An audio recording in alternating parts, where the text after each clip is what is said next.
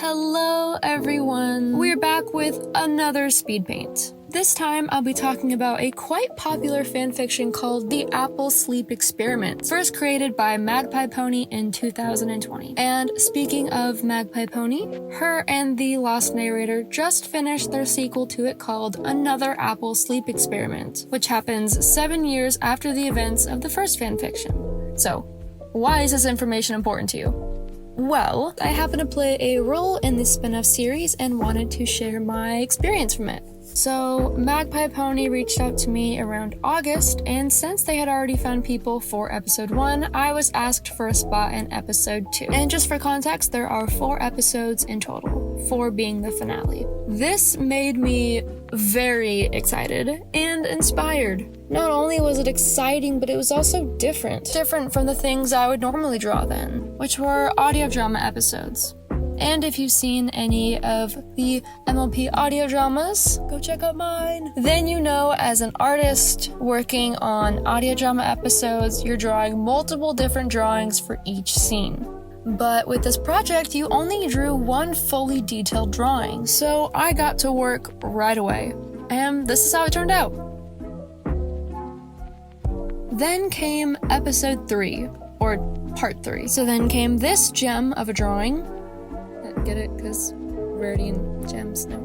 This again was really fun to work on since it tested my dislike for drawing backgrounds, objects, and perspective, which was like the entire drawing, so there was no way around it. Throughout the process of drawing all of these, I realized how much I actually got inspired. Like, I had been going through some heavy art block, you guys. Yet the second I was offered to work on the project, I literally just threw my art block aside and got to work. It might have helped that I did have a specific block of text to work with, or maybe it was just from the adrenaline of working on the project. Either way, art block is something all artists go through, and guess what? It's completely normal. So, if you're going through a stage right now where you can't seem to build up the motivation to draw, let's read what you guys said about how to overcome art block. Usually I just do an art trade to try and get out of art block, and if that doesn't work, I just practice drawing random emotions and stuff. Practicing random simple shapes and patterns usually inspires something. I just watch things to make me happy. Being in the right state of mind helps me think more of fun ideas to draw, and those fun ideas give me motivation.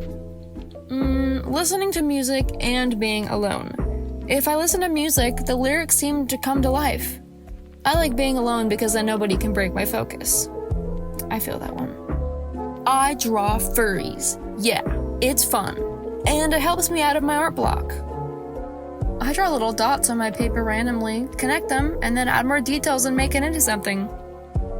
Draw very small, shapely, cute, squishy creatures.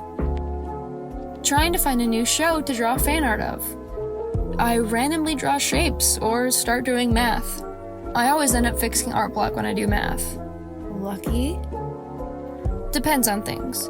Sometimes I'll deal with it by sketching small things or redrawing things. Sometimes my old stuff. Sometimes other people's work. There's also times where I'll deal with it by just letting myself be and do other things so I can get ideas later on. It sometimes just depends on my mood and what work I have. And just remember, not all of these work for everyone, so it's important to just be mindful of what might be the root cause of your art block.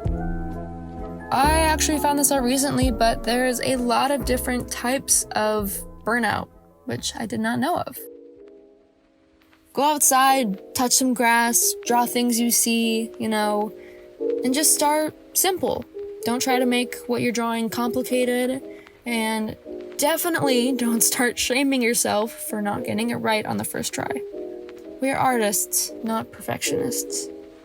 So, looking at the drawing you've been watching on your screen, this is my art for the finale of this fanfiction. Some parts of me wished I did a bit more research on color theory, composition, and things like that before starting, because I know it would have helped, but I did what I could in the moment. My focus on this piece was mostly capturing the emotions and body language between both Twilight and RD, clearly showing that they're both in a state of shock and not in the best condition. Lighting and shading have always been my weaker spots in art, so it was really fun getting to experiment with the nighttime scene. That was also one of the reasons why I picked it. Overall, I had a great experience being a part of this and working with two extremely talented creators in the fandom. So if you're thinking about watching this fanfiction, grab some popcorn, maybe a change of underwear, and good luck. On that note, a huge shout out to Magpie Pony and The Lost Narrator for including me in their project, as well as just making this godly terrifying yet incredible fanfiction. If you're interested in watching the series, I'll put episode 1 in the description. Just a warning, if you're squeamish with blood, gore, and all that stuff, you probably shouldn't watch it. So on that note, I'll leave you guys with that decision, and here's my drawing for the finale.